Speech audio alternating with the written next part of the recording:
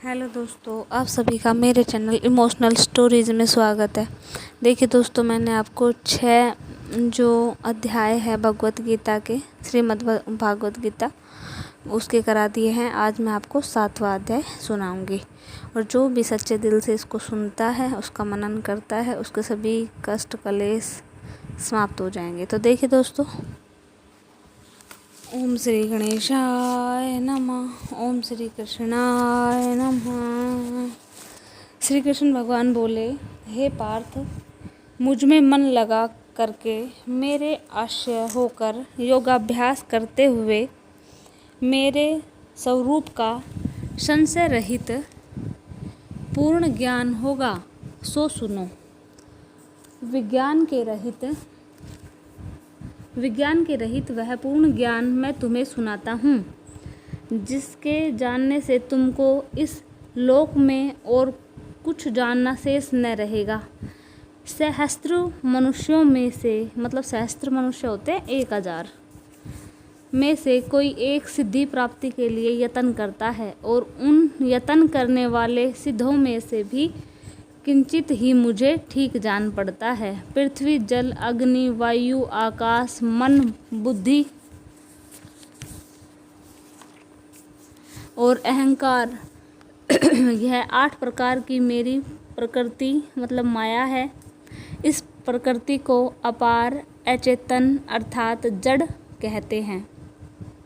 और हे महाबाहो, इससे दूसरी प्रकृति चेतना है, जिसने संपूर्ण जगत धारण किया है।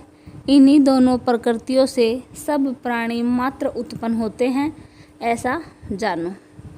यह प्रकृतियां हैं मुझसे ही उत्पन्न होती हैं। इस प्रकार जगत की उत्पत्ति और प्रलय का कारण मैं ही हूँ। हे धनंजय, धागों में जिस प्रकार मणि पिरोई जाती है, उसी भांति यह संसार मुझ में गुथा हुआ है। मुझसे परे और कुछ भी नहीं है।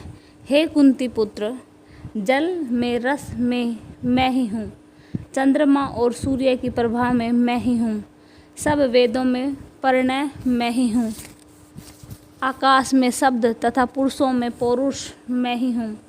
हे अर्जुन, पृथ्वी में जो सुगंध है तथा अग्नि में जो तेज है, मैं ही हूँ। सब प्राणियों में, जीवन और तपस्वियों में, सब में मैं ही हूँ, मतलब आदि और अंत मैं ही हूँ। हे पार्थ, संपूर्ण प्राणियों में सनातन बीज रूप मुझको ही जानना। बुद्धिमानों में बुद्धि रूप, तेजस्वियों में तेज मैं ही हूँ। हे अर्जुन, काम और रोग सहित बलवान पुरुषों में बल, पुरुष धर्म के विरुद्ध जानने वाला काम मैं ही हूँ। जितने सात्विक, राजस, तामस पदार्थ है, वे सब मुझ से उत्पन्न हुए हैं, परंतु उनमें मैं नहीं रहता हूँ। वे मुझ में सत्व, रज, तम, इन तीनों के भाव से यह सारा संसार मोहित रहता है। इस कारण यह इससे परे मुझ अव्यय परमात्मा को नहीं जानता। मेरी यह गुणमयी और दिव्य माया अत्यंत दुष्कर है। जो मुझको अनन्य भाव से भजते हैं, वे इस माया को पार कर जाते हैं और मुझ में ही लीन हो जाते हैं। जो पापी इस मूढ़ नराधाम माया से जिसका ज्ञान हर लिया है और आसुरी भाव ग्रहण किए हुए है, वे मुझको नहीं पाते। मतलब जो सात्विक भाव नहीं रखते, तामसिक रखते हैं, वो मुझको कभी भी नहीं पा सकते। ये श्री कृष्ण भगवान बोल रहा है। हे अर्जुन, 4 प्रकार के मनुष्य मुझको भजते हैं। जो इस संसार में दुखिया होता है वो भजता है, जिज्ञासा जिसको जानने की इच्छा होती है वो भजता है, धन लाभ ऐश्वर्या को पाने वाला मेरे को भजता है, और जो ज्ञानी पुरुष होता है वो मुझे भजता है। इनमें मैं सदा मुझ में एकाग्रचित और केवल मेरी भक्ति करने वाला ज्ञानी पुरुष श्रेष्ठ है। मतलब इन सभी चारों में जो मनुष्य सिर्फ मेरे अंदर ही लीन रहता है, वही पुरुष मेरे लिए श्रेष्ठ है, क्योंकि मैं ज्ञानी को अत्यंत प्रिय हूँ। और वह मुझको प्रिय है। यद्यपि वे सभी भक्त अच्छे हैं, तथापि ज्ञानी तो मेरी आत्मा ही है। जो ज्ञानी मनुष्य होता है, अपने ज्ञान के लिए जो भगवत गीता पढ़ता है और किसी को पढ़ाता है, सुनाता है, वो भगवान को बहुत प्रिय है। यद्यपि वे सभी भक्त अच्छे हैं, तथापि ज्ञानी तो मेरी आत्मा ही है, क्योंकि वह मुझ में ही मन लगाकर मुझको ही सर्वोत्तम गति मान लेते हैं, मेरा ही आश्रय ग्रहण करता है। अनेक जन्मों के अनंतर ज्ञानी मुझे पा लेता है। ऐसा महात्मा अत्यंत दुर्लभ है, जो सब जगत को वासुदेव में समझे। अपनी अपनी प्रकृति के नियम के अनुसार मनुष्य भिन्न भिन्न काम वासनाओं से अज्ञान में डूबकर उन फलों की चाहना से अन्य देवताओं के अधीन होकर उनकी उपासना करते हैं। हे अर्जुन, जो भक्त श्रद्धापूर्वक जिस जिस देवता का पूजन किया करते हैं, उन पुरुषों की उस श्रद्धा को मैं दृढ़ कर देता हूँ। वह इस श्रद्धा से युक्त होकर उस देवता की आराधना करता है, फिर उसको मेरे ही रचे हुए काम फल प्राप्त होते हैं। परंतु उन अल्पबुद्धि वालों का फल नाशवान है। देवताओं की आराधना करने वाले देवताओं को मिलते हैं और भक्तजन मुझ में मिल जाते हैं।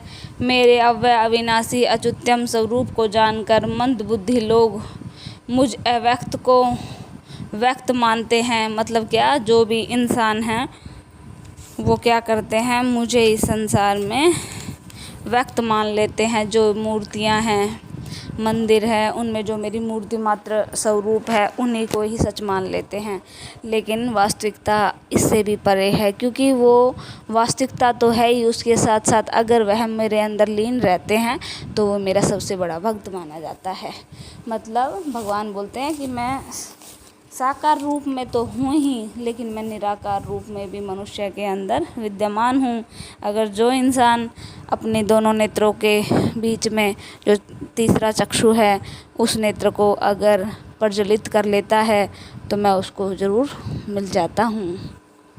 आगे, योग माया से आच्छादित होने के कारण सबको नहीं दिखता हूँ मैं।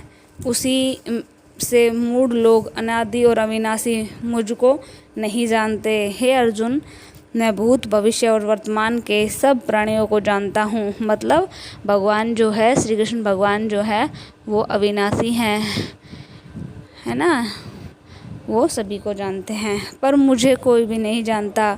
हे परम तप, इच्छा और द्वेष से उत्पन्न होने वाले सुख दुख आदि द्वंद्वों के मोह से जगत के प्राणी भ्रम में फंस जाते हैं। जिन पुण्यात्माओं के पाप नष्ट हो गए हैं, वह पुरुष द्वंद्व के मोह से छूटकर दृढ़ निश्चय करके मेरी भक्ति करते हैं। जो मेरा आश्रय लेकर जन्म मरण के दूर करने के अर्थ प्रयत्न करते हैं, वे पुरुष पार ब्रह्मा, आत्म ज्ञान और संपूर्ण कर्म फल जानते हैं। जो अभिभूत और अधिदेव और अभियज्ञ इन सब में व्यापक मुझे जान पाते हैं, वे समाधिनिष्ठ पुरुष मरण काल में मुझको जानते हैं। आज श्री भगवत गीता का 7वां अध्याय समाप्त। बोलो श्री गणेशाय नमः। ओम श्री कृष्णाय नमः। देखो दोस्तों, जिसको भी मेरा ये 7वां अध्याय सुनने में अच्छा लगा है और इससे कुछ भी शिक्षा मिली है, तो वो प्लीज़ मेरी वीडियो देखकर इसके अंदर कुछ भी त्रुटि हो वो मुझे कमेंट में बताएं, और कुछ अच्छा सुनने को मिला हुआ हो आपको या कुछ अच्छा ग्रहण किया हो तो मुझे कमेंट में ज़रूर बताएं। मैं आपकी बहुत आभारी रहूँगी। और एक बात और, मैंने पहले भी आपको पहली वाली वीडियो में बताया है कि जिस भी भगवान की आप भक्ति करते हो, अपना सनातन धर्म है और सनातनी है हम, और अपने धर्म की रक्षा करना हमारा सबसे बड़ा धर्म है। और आप सभी को भी मैं तो एक ही बात कहूँगी कि जो हम हिंदू, मुस्लिम, सिख, ईसाई आपस में सभी क्या हैं, भाई भाई। तो चारों धर्म हमारे धर्म हैं, ठीक है।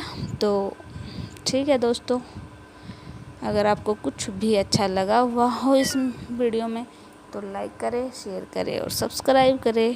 थैंक यू दोस्तों।